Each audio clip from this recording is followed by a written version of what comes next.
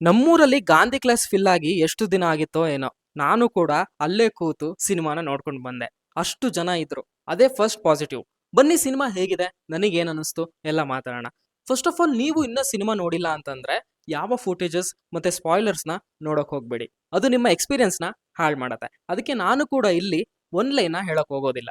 Positives ಬಗ್ಗೆ ಮಾತಾಡ್ಬೇಕು ಅಂದ್ರೆ, ಸಿನಿಮಾಗಳು ಕನೆಕ್ಟ್ ಆಗ್ಬೇಕು ಅಂದ್ರೆ ಅದ್ರೊಳಗಿರೋ ಪ್ರಪಂಚಕ್ಕೆ ನಾವು ಎಂಟ್ರಿ ಆಗ್ಬೇಕು. ಅದು ಇಲ್ಲಿ ಆಗಿದೆ. ಅಲ್ಲಿರೋ ಪ್ರೊಡಕ್ಷನ್ ವ್ಯಾಲ್ಯೂಸ್ ಇಂದ, ಕಾಸ್ಟ್ಯೂಮ್ಸ್ ಇಂದ, ಅಲ್ಲಿ ಆಕ್ಟ್ ಮಾಡಿರೋ ಜೂನಿಯರ್ ಆರ್ಟಿಸ್ಟ್ ಕೂಡ ತುಂಬಾ ಇನ್ವಾಲ್ವ್ ಆಗಿ ಮಾಡಿದ್ದಾರೆ. ಹಾಗಾಗಿ ಆಡಿಯನ್ಸು ಸಿನಿಮಾದ ಪ್ರಪಂಚ ಬಿಟ್ಟು ಬೇರೆ ಪ್ರಪಂಚಕ್ಕೆ ಹೋಗೋದೇ ಇಲ್ಲ. ಅದು ಈ ಫಿಲ್ಮ್ನ ಮೇಜರ್ ಪಾಸಿಟಿವ್ ಅಂತ ಹೇಳ್ಬೋದು. ಸಿನಿಮಾದ ಫಸ್ಟ್ ಹಾಫ್ ಅಲ್ಲಿ ಕೆಲವೊಂದು ಪೋರ್ಷನ್ಸ್ ಬರುತ್ತೆ ಅಂಡ್ ಮತ್ತೆ ಇಂಟರ್ವಲ್ ಬ್ಯಾಂಕ್ ಕೂಡ ತುಂಬಾನೇ ಇಷ್ಟ ಆಯ್ತು.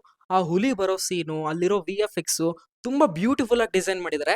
ಟೆಕ್ನಿಕಲ್ ಟೀಮ್ ಮಾತ್ರ ತುಂಬಾ 100% ಅವ್ರು ಕೊಟ್ಟಿದ್ದಾರೆ. ತುಂಬಾ ಚೆನ್ನಾಗಿ ಕೆಲಸ ಮಾಡಿದ್ದಾರೆ. ಈಗ ಫಸ್ಟ್ ಕಾಂತಾರ ಸಿನಿಮಾದಲ್ಲಿ ಆ ದೈವಗಳ ಬಗ್ಗೆ ನಮಗೆ ಗೊತ್ತಿದ್ದಿಲ್ಲ. ಸೊ ಆಗ ಥಿಯೇಟರ್ಲಿ ಒಳ್ಳೆ ಎಕ್ಸ್ಪೀರಿಯನ್ಸ್ ಕೊಟ್ಟಿತ್ತು.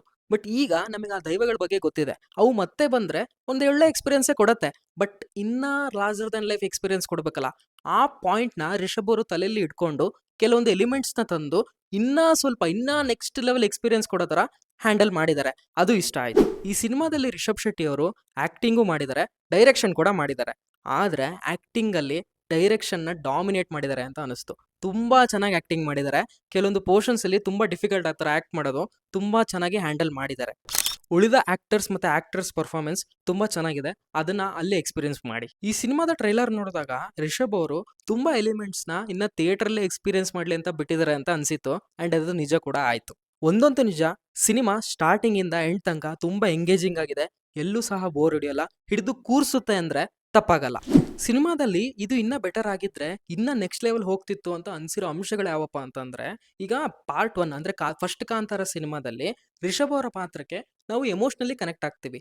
ಆ ಕನೆಕ್ಷನ್ ಇಲ್ಲಿ ಮಿಸ್ ಆಗಿದೆ ಅಂತ ಅನಿಸ್ತು. ಅಂದ್ರೆ ಎಮೋಷನಲಿ ನಾವು ಕನೆಕ್ಟ್ ಆಗ್ಲಿಲ್ವೇನೋ ಅಂತ ಅನಿಸ್ತು. ಈಗ ಫಸ್ಟ್ ಹಾಫ್ ಅಲ್ಲಿ ಅದಾಯ್ತು, ಸೆಕೆಂಡ್ ಹಾಫ್ ಅಲ್ಲಿ ಇದಾಯ್ತು. ಈಗ ನಾವು ಏನೇ ಹೇಳೋಕ್ ಹೋದ್ರೂ ಸ್ಪಾಯ್ಲರ್ ಆಗ್ಬಿಡುತ್ತೆ.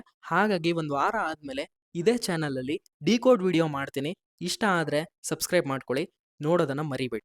ಸಿಂಪಲ್ ಆಗಿ ಸಿನಿಮಾ ಹೇಗಿದೆ ಅಂತ ಹೇಳ್ಬೇಕು ಅಂದ್ರೆ, ಎಕ್ಸ್ಪೀರಿಯನ್ಸ್ ಕಾಂಟ್ ಬಿ ಎಕ್ಸ್ಪ್ಲೇನ್ಡ್. ಅದು ಹೋಗಿ ಎಕ್ಸ್ಪೀರಿಯನ್ಸೇ ಮಾಡಬೇಕು. ಹಾಗೆ ಥಿಯೇಟ್ರಲ್ಲಿ ನೋಡುವಂತ ಸಿನಿಮಾ ಇದು. ಹೋಗಿ ಥಿಯೇಟ್ರಲ್ಲಿ ಸಿನಿಮಾನ ನೋಡಿ. ಈ ಸಿನಿಮಾನ ನೀವು ಆಲ್ರೆಡಿ ನೋಡಿದ್ರೆ ನಿಮ್ಮ ಒಪಿನಿಯನ್ನ ಕಮೆಂಟ್ ಅಲ್ಲಿ ತಿಳಿಸಿ. ನೀವೇನಾದ್ರೂ ಫಸ್ಟ್ ಟೈಮ್ ನನ್ನ ವಿಡಿಯೋ ನೋಡ್ತಾ ಇದ್ರೆ ಚಾನಲ್ಗೆ ವಿಸಿಟ್ ಮಾಡಿ, ಬೇರೆ ವಿಡಿಯೋಸ್ನ ನೋಡಿ. ಇಷ್ಟ ಆದ್ರೆ ಸಬ್ಸ್ಕ್ರೈಬ್ ಮಾಡ್ಕೊಂಡು ಸಪೋರ್ಟ್ ಮಾಡಿ. ಮತ್ತೆ ಯೂನಿಕ್ ಕಂಟೆಂಟ್ ಜೊತೆ ಸಿಗ್ತೀವಿ. ಅಲ್ಲಿವರೆಗೂ filmy stuff by Nehal channel ಕಡೆಯಿಂದ ಬಾಯ್ ಬಾಯ್.